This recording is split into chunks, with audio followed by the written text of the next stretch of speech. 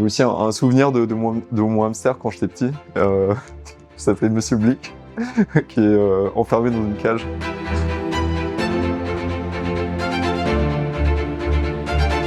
Alors, je m'appelle Yoshikazu Goulven-Lemaître, je suis artiste sculpteur et je propose pour le château, en commissariat avec Jean-Marc Dimanche, 2 installations.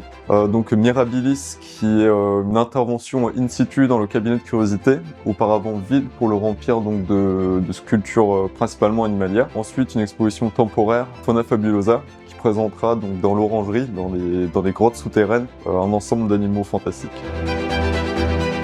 Je travaille principalement avec des matériaux de récupération, donc il y a une phase de collecte, puis de tri, de bricolage. En fonction des matériaux, je vais adapter différentes techniques pour aller chercher des formes animalières. Dans les matériaux donc présents sur place, il y avait donc notamment récupéré donc un arbre mort dans le potager pour imaginer une scénographie, ou encore des chauffe-eau de ballons d'eau chaude qui ont été changés dans le château pour ensuite le transformer dans une des créations. Les gens ont compris cette démarche, et donc il y avait une dimension aussi de collecte générale. Par rapport au fait que donc, le projet était immense dans l'espace, des œuvres plus monumentales à produire, j'ai pour la première fois donc, travaillé avec des amis qui sont venus m'aider, donc Thibaut, Jérémy et Valentine, qui m'ont donc beaucoup aidé dans ce projet aussi.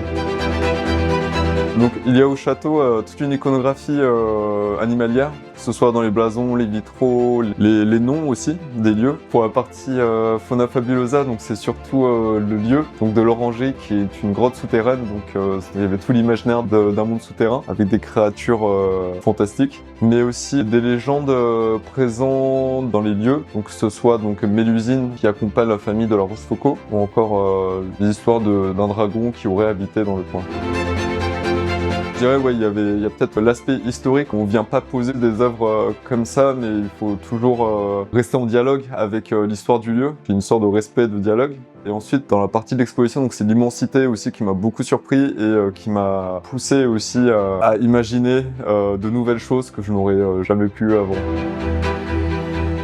Jean-Marc Dimanche, du coup, le commissaire exposition, qui m'a invité à aborder le cabinet comme un espace d'agencement et de jeu entre les différents éléments. Donc des pièces qui ne dialoguaient pas forcément auparavant, donc se retrouvent ici à créer une nouvelle histoire.